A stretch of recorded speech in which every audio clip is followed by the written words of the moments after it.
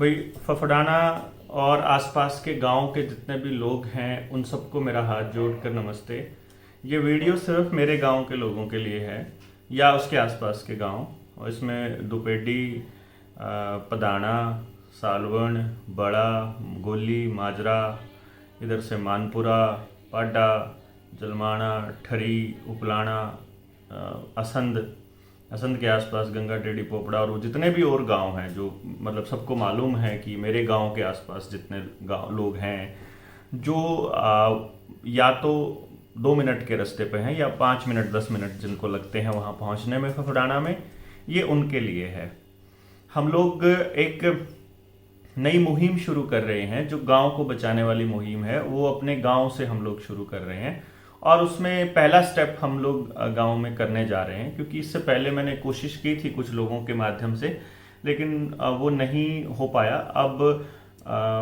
अब दोबारा से कोशिश की। दिवाली पर हमने लोगों से बात की और कुछ नौजवानों से बात की और उन्होंने बड़े खुले दिल से इसका समर्थन किया और कहा कि हम लोग आपके साथ हैं और काम करने को तैयार हैं। मैंने उनको बताया था कि भाई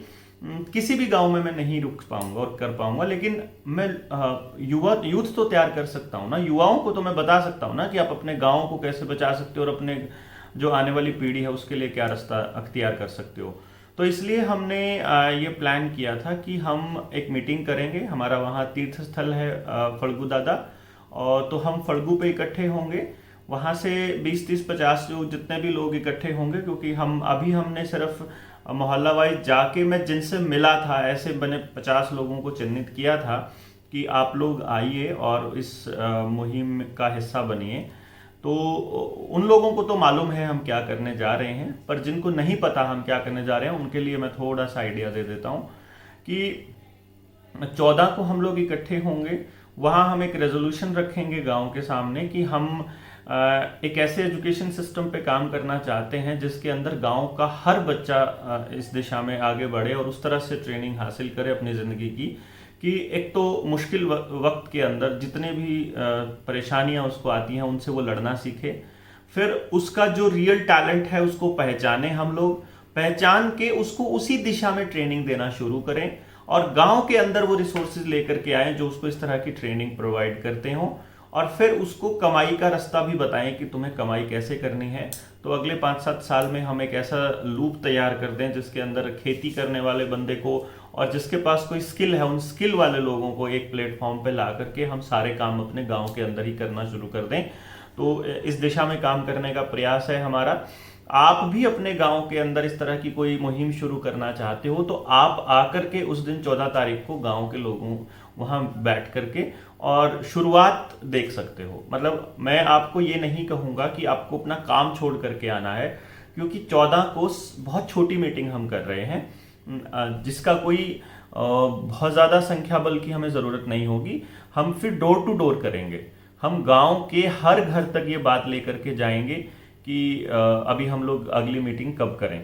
और पूरे चांसेस हैं कि क्योंकि 21 को बताया कि शादियां बहुत ज़्यादा हैं तो हमने पहले 21 का प्लान किया था, तो अब हम लोग 28 को प्रोग्राम रख रहे हैं गांव के अंदर, बड़ा प्रोग्राम जिसको हम कहते हैं। तो 14 को हमारी छोटी मीटिंग, उसके बाद हम डोर टू डोर करेंगे, लोगों तक हम अपना रिटर्न मटेरियल दे आएंगे कि हम किस तरह एजुकेशन पे क्या काम करना चाह रहे हैं। और फिर 28 तारीख को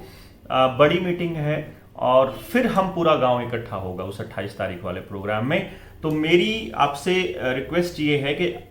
14 को आसपास का जो यूथ है वो आ सकता है। इस दौरान बीच में अपने गांव में अगर वो कोई प्रोग्राम लेना चाहता है तो वो वहाँ बात कर लेगा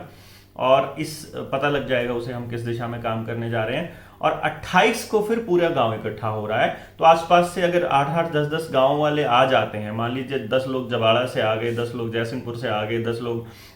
इस तरह अलग अलग गांव से आते हैं, तो उन्हें ये मालूम पड़ जाएगा कि हम किस दिशा में काम कर रहे हैं और तो वो भी उसके अंदर शामिल हो सकते हैं। क्योंकि आने वाले वक्त में हम लोगों को भविष्य के अंदर